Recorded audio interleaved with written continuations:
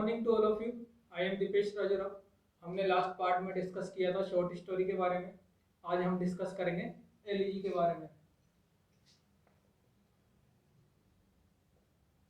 एलईजी के बारे में जो सबसे पहली बात आपको ध्यान रखनी है वो ये ध्यान रखना है कि elegy is a special kind lyric.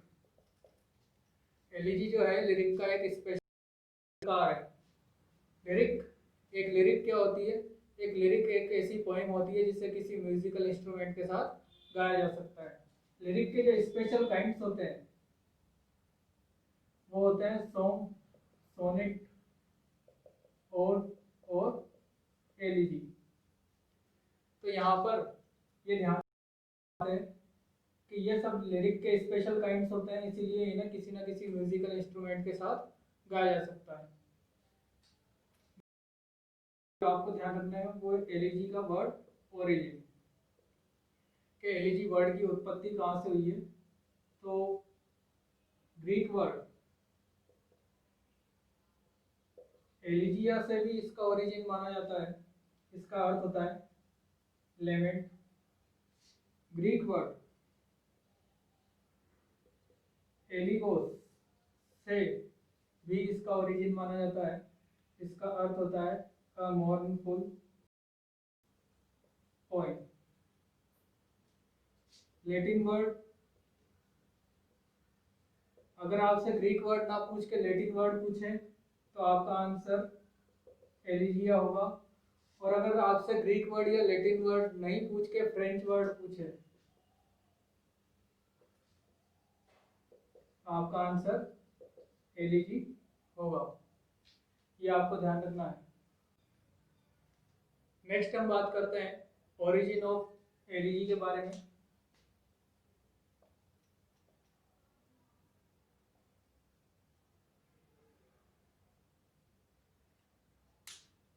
यहाँ पर आपको ये ध्यान देना है elegy had its origin in ancient Greece. प्राचीन ग्रीस में एलिजी की उत्पत्ति हुई थी। इन ग्रीक और Roman literature an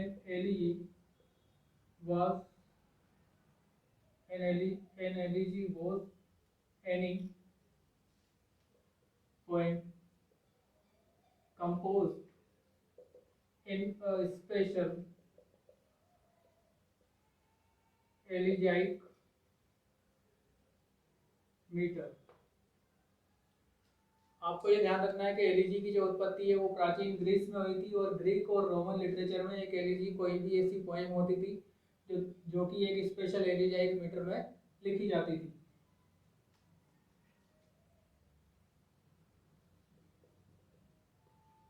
this metre was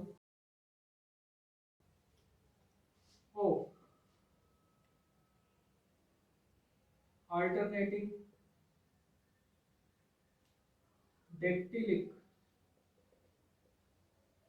hexameter and dactylic pentameter lines। यहाँ पर मैंने एक वर्ड यूज किया है अल्टरनेटिंग, और एक वर्ड यूज किया डेक्टिलिक हेक्सामीटर, डेक्टिलिक पेंटामीटर। एक बात और आपको ये ध्यान रखना है यहाँ पर कि उस समय में जो स्टेंजा फॉर्म यूज किया जाता था वो होता था कपलेट। क्या होता था? कपलेट। आपको ये ध्यान रखना है कपलेट का अर्थ होता है दो लाइंस का स्टेंजा। आप अगर हिंदी से समझना चाहें तो एक प्रकार से दोहे की तरह समझ सकते हैं कि एक थॉट जो है दो लाइन में कंप्लीट हो जाता है। यहाँ पर हम देखते हैं अल्टरनेटिंग जो वर्ड यूज किया है, अल्टरनेटिंग का अर्थ है कि एक लाइन में तो डेक्टिलिक हेक्सामीटर का यूज किया जाता था, एक लाइन में डेक्टिलिक पेंटामीटर का यूज किया जाता था। यहाँ पर अब बात आती है कि डेक्टिलिक है क्या, व्हाट इज अ डेक्टिल। तो डेक्टिलिक का अर्थ होता है one stressed syllable is followed by two unstressed syllables। syllable का अर्थ वोवल साउंड होता है, हेक्सामीटर का अर्थ होता है 6 फीट, पेंटामीटर का अर्थ होता है 5 फीट। तो डेक्टिल में आपने देखा कि एक स्ट्रेस्ड सिलेबल है और दो अनस्ट्रेस्ड सिलेबल्स है। अब यहाँ पर बात आई 6 फीट 5 फीट, तो कहने का अर्थ क्या हुआ कि 1 फीट जो हुआ वन स्ट्रेस्ड सिलेबल और टू अनस्ट्रेस्ड सिलेबल। तो कहने का अर्थ क्या हुआ कि डेक्टिलिक हेक्सामीटर की जो लाइन होगी उसमें 6 फीट के अकॉर्डिंग कितने सिलेबल्स आएंगे, 18। और डेक्टिलिक पेंटामीटर जो लाइन थी उसमें कितने सिलेबल्स आते थे, 5 फीट के अकॉर्डिंग 15 सिलेबल्स। ये आपको ध्यान रखना है। नेक्स्ट हम बात करते हैं कि इंग्लिश लिटरेचर में जब एक एलिजी लिखी जाती है या इंग्लिश लैंग्वेज में एक एलिजी लिखी जाती है तो मीटर और स्टेंजा फॉर्म कौन सा यूज किया जाता है। इन इंग्लिश लैंग्वेज और literature an elegy is generally written in iambic pentameter lines and the form is elegiac quatrain।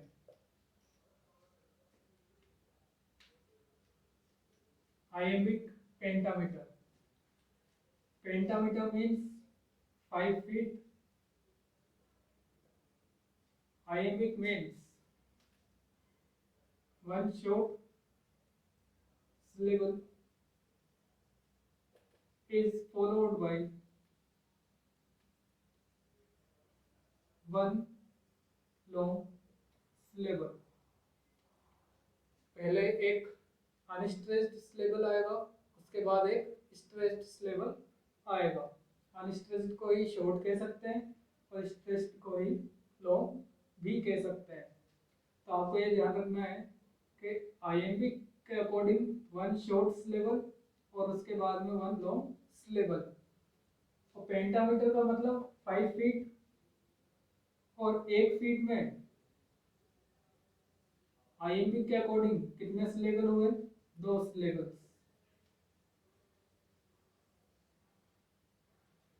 तो अगर आपसे पूछ लिया जाए कि आईएमपी पेंटामीटर लाइन में टोटल कितने सिलेबल्स होंगे तो आपका आंसर क्या होगा, 10 सिलेबल्स। क्योंकि 5 फीट है, 1 फीट में 2 सिलेबल्स हैं, तो 5 फीट में कितने सिलेबल्स होंगे, 10। ये आपको ध्यान रखना है। क्वाड्रेन स्टेंजा फॉर्म जो इंग्लिश लिटरेचर में यूज की जा रही है वो क्या है, क्वाड्रेन जनरली यूज की जाती है। क्वाड्रेन का अर्थ होता है 4 लाइन्स। और आपको ये ध्यान रखना है कि इन 4 लाइन्स की जो राइम स्कीम होती है वो होती है ए बी ए बी। इन 4 लाइन्स की राइम स्कीम क्या होती है, ए बी ए बी। इस एलिजाइक क्वाड्रेन के बारे में आपको एक चीज ये भी ध्यान रखनी है कि इसी को एलिजाइक भी, हीरोइक क्वाड्रेन भी कहते हैं और इसी को हेमंड्स मीटर भी कहते हैं। आपको ये ध्यान रखना है कि एलिजाइक क्वाड्रेन को और किस किस नाम से जाना जाता है, एलिजाइक स्ट्रेंजर, हीरोइक क्वाड्रेन और हेमंड्स मीटर। आपको यहाँ पर ये भी ध्यान देना है कि सबसे पहले जो एलिजाइक क्वाड्रेन का यूज किया था वो किसने किया था, हेमंड ने। और ये जो राइन स्कीम फेमस हुई, एलिजाइक क्वाड्रेन जो फेमस हुआ वो फेमस हुआ थॉमस ग्रे की एलिजी के बाद। ये एलिजाइक क्वाड्रेन किसकी एलिजी के बाद फेमस हुआ, थॉमस ग्रे की एलिजी के बाद। थॉमस ग्रे की एलिजी थी an elegy written in a country churchyard, जबकि एलिजाइक क्वाड्रेन जो फर्स्ट टाइम किसने यूज किया था, हेमंड ने, इसलिए इसे हेमंड्स मीटर के नाम से भी जाना जाता है। ये आपको ध्यान रखना है। नेक्स्ट हम बात करते हैं एलिजी की डेफिनेशन के बारे में।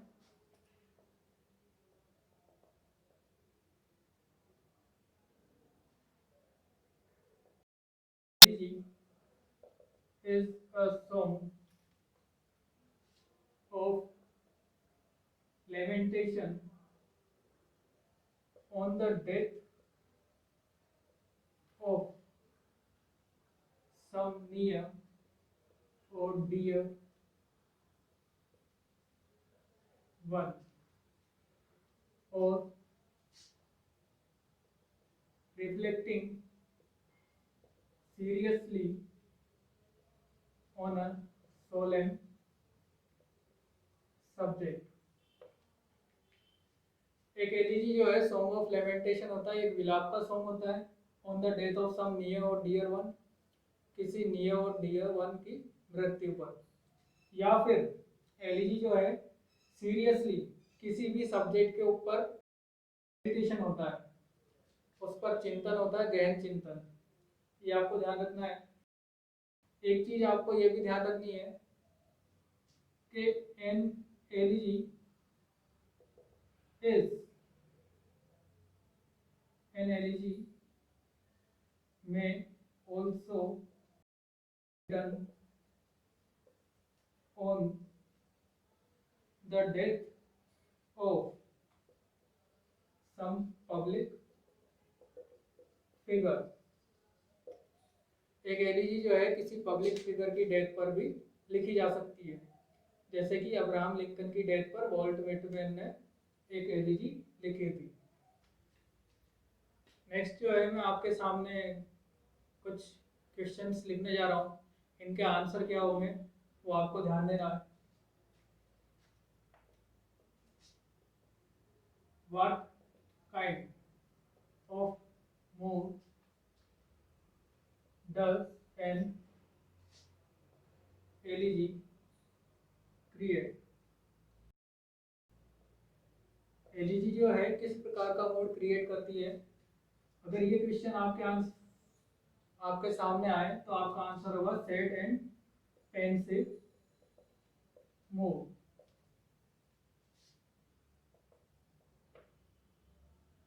Second question,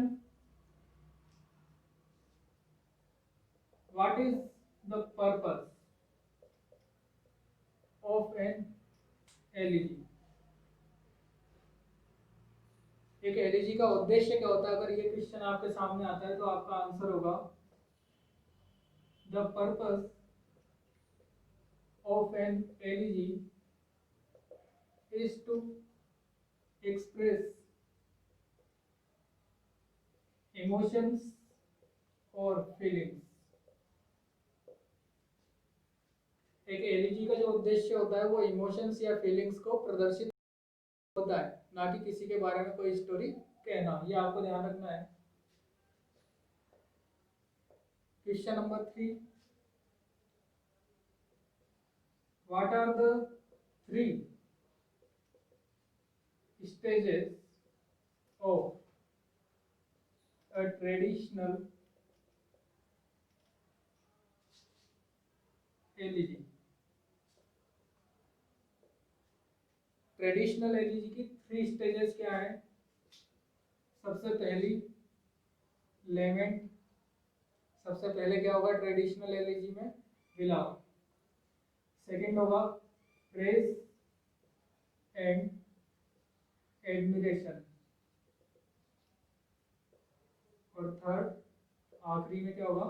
solace. ये आपको ध्यान रखना है कि अगर आपके सामने ये क्वेश्चन आ जाते हैं तो आपके आंसर क्या होंगे। नेक्स्ट हम बात करते हैं फीचर्स ऑफ एन एलईडी के बारे में कि एक एलईडी के फीचर्स क्या होते हैं। फीचर्स ऑफ एन एलईडी, सबसे पहले an elegy focuses on expressing emotions। आपको ये ध्यान रखना है कि एक एलईडी का जो मेन फोकस होता है वो किस पे होता है? इमोशंस को एक्सप्रेस करने पर, इमोशंस को अभिव्यक्त करने पर होता है। दूसरा फीचर होता है एलईडी का सब्जेक्टिव। सब्जेक्टिव है कि पोइट जो है अपनी फीलिंग्स को एक्सप्रेस करता है, अपने तरीके से एक्सप्रेस करता है, ना कि किसी दूसरे की फीलिंग्स को करता है। अपने खुद की जो फीलिंग्स को एक्सप्रेस करता है उसे कहेंगे सब्जेक्टिव। थर्ड जो फीचर है, एक एलईडी जो है सीरियस होती है मैनर में, क्योंकि एलईडी किसी करीब पर्सन की मृत्यु पर लिखा जाता है तो उसका मैनर क्या होगा? लिखने का सीरियस ही होगा।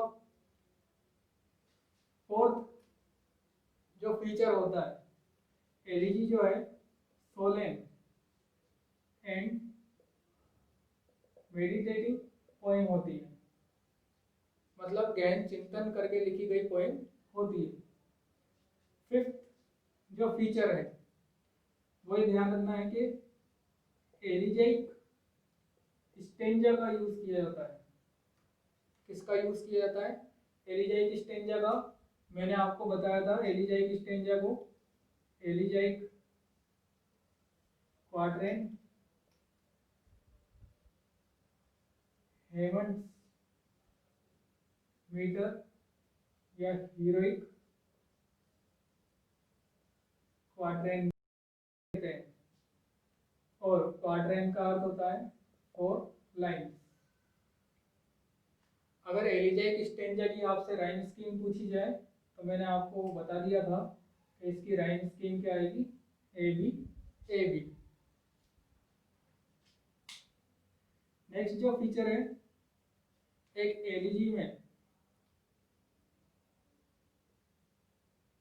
Dark word are used. एक एलईडी में डार्क वर्ड्स का यूज किया जाता है ताकि एलईडी के माहौल को सीरियस बनाया जा सके। नेक्स्ट जो फीचर्स हैं, पर्सोनिफिकेशन,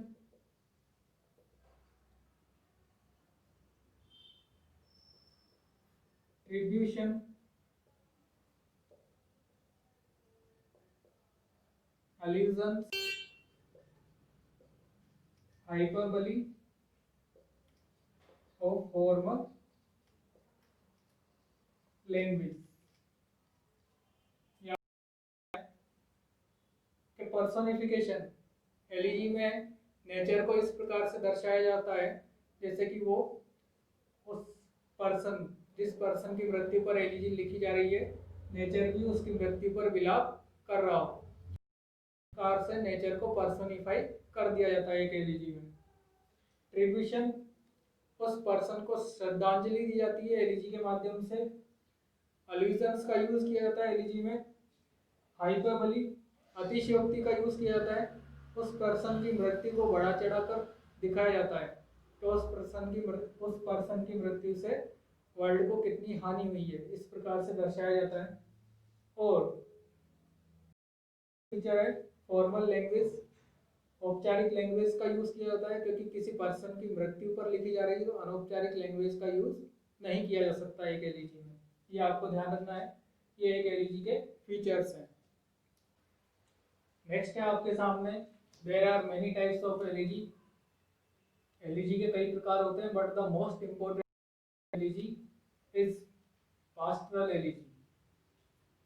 जो मोस्ट इम्पोर्टेंट टाइप है एलईजी का वो कौन सा है? पास्टरल एलईजी। मैं आपको बता दूं, ये पेस्टोरल नहीं होता है, पास्टरल। पास्टरल एलईजी के बारे में, the word pastoral comes from the Latin word. आपको ये ध्यान रखना है, पास्टरल जो वर्ड है ये लैटिन वर्ड पास्टर से या पेस्टोरलिस से लिया गया है। पास्टर का अर्थ होता है शेफर्ड इंग्लिश में, और पेस्टोरलिस का अर्थ होता है relating to A shepherd.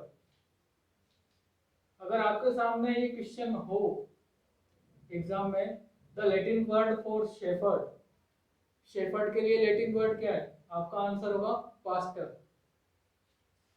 Next, the tradition of pastoral elegy is derived from the Greek poems।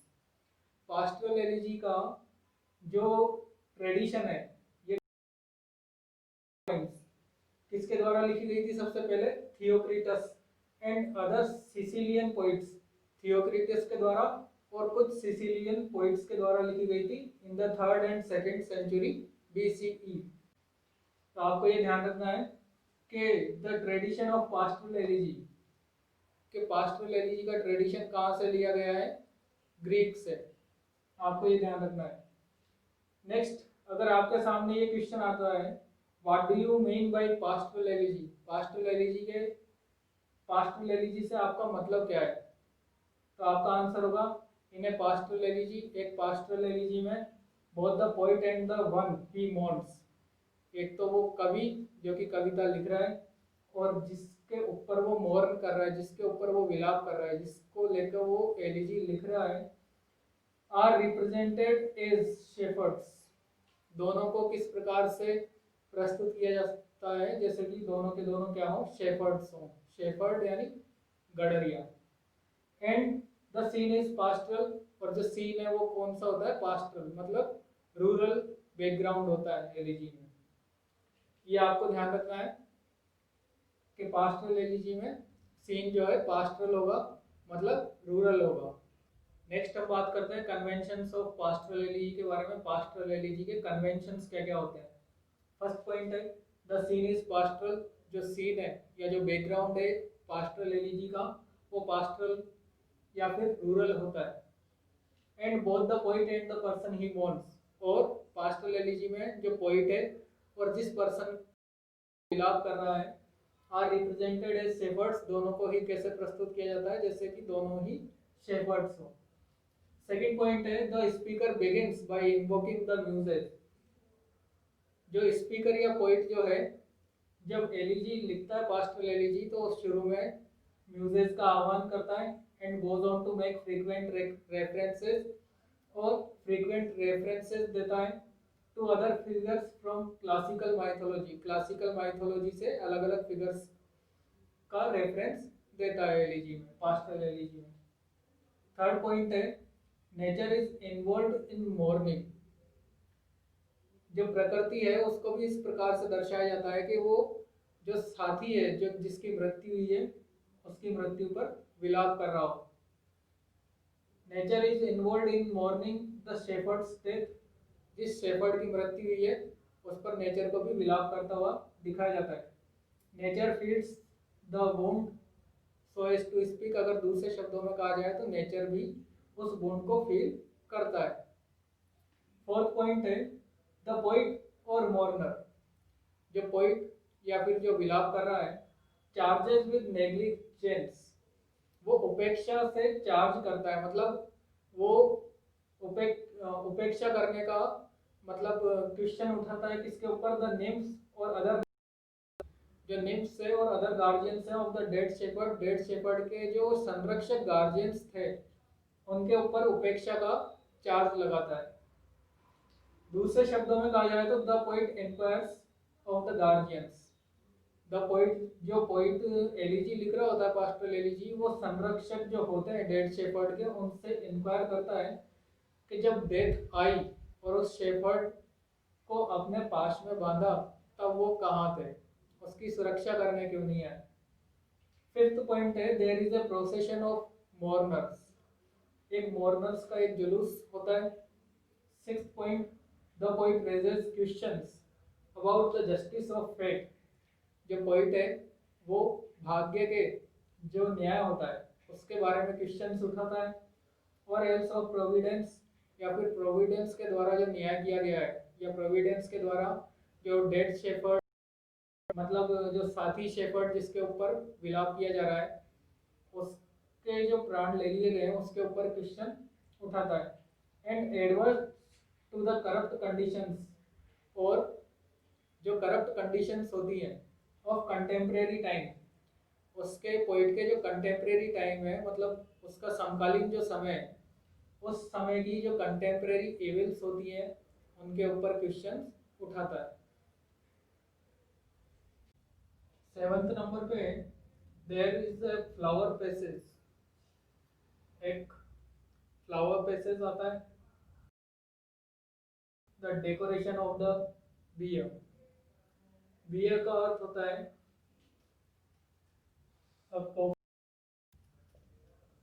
With its stand, जो कॉफिन को जो सजाया गया होता है फूलों के द्वारा उसका डिस्क्रिप्शन, उसका जो डेकोरेशन है उसका डिस्क्रिप्शन दिया जाता है एक पैसेज में। ये 7 पॉइंट। नेक्स्ट है there is a closing consolation, elegy के अंत में एक कंसोलेशन होता है, सांत्वना होती है। There is a renewal of hope,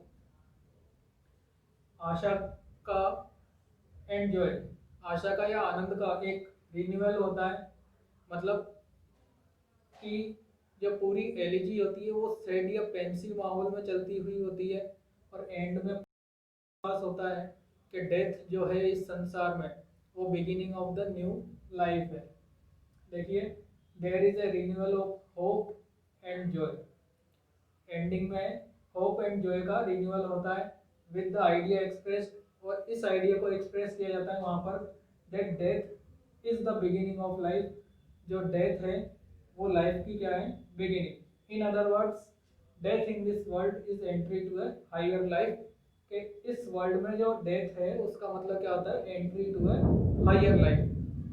ये समझ के एंडिंग में क्या आता है, कंसोलेशन। ये आपको ध्यान रखना है कन्वेंशंस ऑफ पास्टरल एलिजी के बारे में। नेक्स्ट आपके सामने कुछ शब्दावली है जो कि एलिजी से मिलती जुलती शब्दावली है, इसलिए ये आपके एग्जाम के पॉइंट ऑफ व्यू से इम्पोर्टेंट है, ये आपको नोट करके रखना है। सबसे पहले है मोनडी। मोनडी क्या होती है, एन एलिजी और डर्ज, एक एलिजी या डर्ज दोनों का अर्थ ही क्या होता है, शोकगीत। Performed by a single person, monody एक ऐसा शोकगीत होता है जो कि एक सिंगल पर्सन के द्वारा ही परफॉर्म किया गया हो। नेक्स्ट है थ्रेनोडी। थ्रेनोडी जो है एक सॉन्ग, पोएम और other expression of great sad, या फिर बहुत ज़्यादा दुख को अभिव्यक्त करने के लिए कोई दूसरा एक्सप्रेशन होता है। फॉर समबडी, किसी के लिए, हु हैज डाइड, जो कि मर चुका हो, for something that has ended, ऐसे व्यक्ति की मृत्यु पर यह लिखा जाता है जो कि ऐसी किसी चीज के लिए मर गया हो जो चीज समाप्त हो गई हो। दूसरे शब्दों में कहें तो थ्रेनोडी, ए थ्रेनोडी इज अ वेलिंग ओड। एक थ्रेनोडी क्या है, वेलिंग ओड हो सकती है, वेलिंग सॉन्ग हो सकता है, वेलिंग हिम हो सकती है, ऑफ मॉर्निंग, या फिर विलाप करने वाली कोई भी पोइम हो सकती है। थ्रेनोडी कंपोज्ड और perform as a memorial to a dead person, एक मृत व्यक्ति के मेमोरियल के तौर पर लिखी जाती है थ्रेनोडी। नेक्स्ट जो है आपके सामने थ्रेनोडी का जो वर्ड ओरिजिन है, ग्रीक वर्ड थेरनोइडिया से लिया गया है, ये आपको ध्यान रखना है। नेक्स्ट है dirge. The dirge is also versified expression of grief. Dirge जो है वर्सिफाइड एक्सप्रेशन ऑफ ग्रीफ होता है। वर्सिफाइड मतलब पोएम के रूप में लिखा गया एक्सप्रेशन होता है, ग्रीफ मतलब दुख, दुख का एक्सप्रेशन होता है। On the occasion of a particular persons death, किसी पर्टिकुलर पर्सन की डेथ पर। बट एलिजी, परंतु ये एलिजी से थोड़ा भिन्न होता है इन दैट इस तरीके से कि इट इज शॉर्ट, ये शॉर्ट होती है, दर्ज जो है एलिजी से शॉर्ट होती है। Is less formal, elegy formal होती है फुल, दर्ज जो है एलिजी से कम फॉर्मल होती है। And is usually represented as a text to be sung, और दर्ज का जो मेन उद्देश्य क्या होता है वो ये होता है कि इसे एक टेक्स्ट के तौर पर गाया जा सके। इसका एग्जाम्पल है फुल फेदम 5 दाई फादर लाइज, ये किसके द्वारा लिखी गई थी? शेक्सपियर के द्वारा। ये आपको ध्यान रखना। नेक्स्ट बात करते हैं इंग्लिश में जो फेमस पास्टरल एलिजीज हैं उनके बारे में। सबसे पहले एलिजी का टाइटल लिखा हुआ है, उसके बाद पोइट नेम लिखा हुआ है, और किसकी मृत्यु पर वो लिखी गई है ये लिखा गया है एंड में। सबसे पहले लिसिडस, ये लिखी गई थी जॉन मिल्टन के द्वारा, किसकी मृत्यु पर? उसकी फ्रेंड की मृत्यु पर, जिसका नाम था एडवर्ड किंग। सेकंड है थायरिसिस, ये लिखी गई मैथ्यू आर्नोल्ड के द्वारा, किसकी मृत्यु पर लिखी गई? आर्थर हफ क्लोक के ऊपर। थर्ड है एडोनाइस, ये लिखी गई पर्सी बेसी शेली के द्वारा, किसकी मृत्यु पर? जॉन कीट्स की मृत्यु पर। फोर्थ है एस्ट्रोफेल, ये एडमंड डिस्पेंसर के द्वारा लिखी गई थी सर फिलिप सिडनी की मृत्यु पर। आपको यहाँ पर ये चीज ध्यान रखनी है,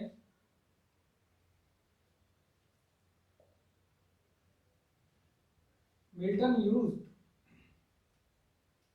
the word monody for his poem Lycidas। Milton ने स्वयं ने कौन से वर्ड का प्रयोग अपनी एलिजी के लिए किया था? मोनोडी का यूज किया था, ये आपको ध्यान रखना। नेक्स्ट हम बात करते हैं इंग्लिश लिटरेचर में अदर फेमस एलिजीज के बारे में। सबसे पहले an elegy written in a country churchyard, ये लिखी गई थी थॉमस ग्रे के द्वारा। यहाँ पर देखिए इन दिस एलिजी, इस एलिजी में the poet does not mourn the death of a particular person. इसमें इस एलिजी में जो पोइट है वो पर्टिकुलर पर्सन की डेथ के ऊपर विलाप नहीं करता, बल्कि he mourns the death of the poor dead villagers in general, बल्कि वो वहां पर किसके ऊपर विलाप करता है? जनरल वे में जो पुअर डेड विलेजर्स हैं उनकी मृत्यु पर विलाप करता है। सेकंड है इन मेमोरियम, ये लिखी गई थी अल्फ्रेड लॉर्ड टेनिसन के द्वारा, जो लिखी थी उन्होंने किसके डेथ पर? ऑर्थर हेनरी हेलम की डेथ पर। थर्ड है रग्बी चैपल, ये लिखी थी मैथ्यू आर्नोल्ड ने, किसकी डेथ पर? On the death of his father, उनके पिताजी की मृत्यु पर।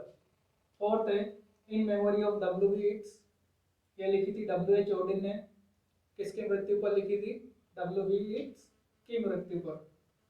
फिफ्थ है when lilacs last in the dooryard bloomed, ये लिखी थी वॉल्ट व्हिटमैन ने, किसकी मृत्यु पर लिखी थी? अमेरिकन प्रेसिडेंट अब्राहम लिंकन की डेथ पर।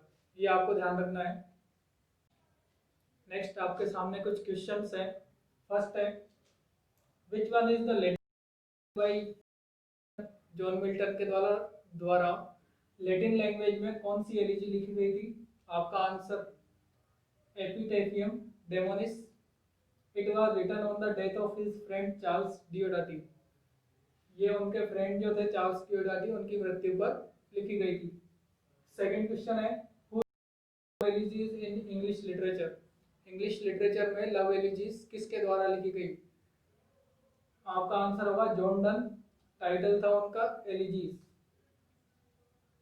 थर्ड है which elegy in English literature does not mourn the death of a particular person, कौन सी ऐसी एलिजी है इंग्लिश लिटरेचर में जो कि किसी एक पर्टिकुलर पर्सन की डेथ को मोर्न नहीं करती है, and is universal in appeal, और अपील में यूनिवर्सल है।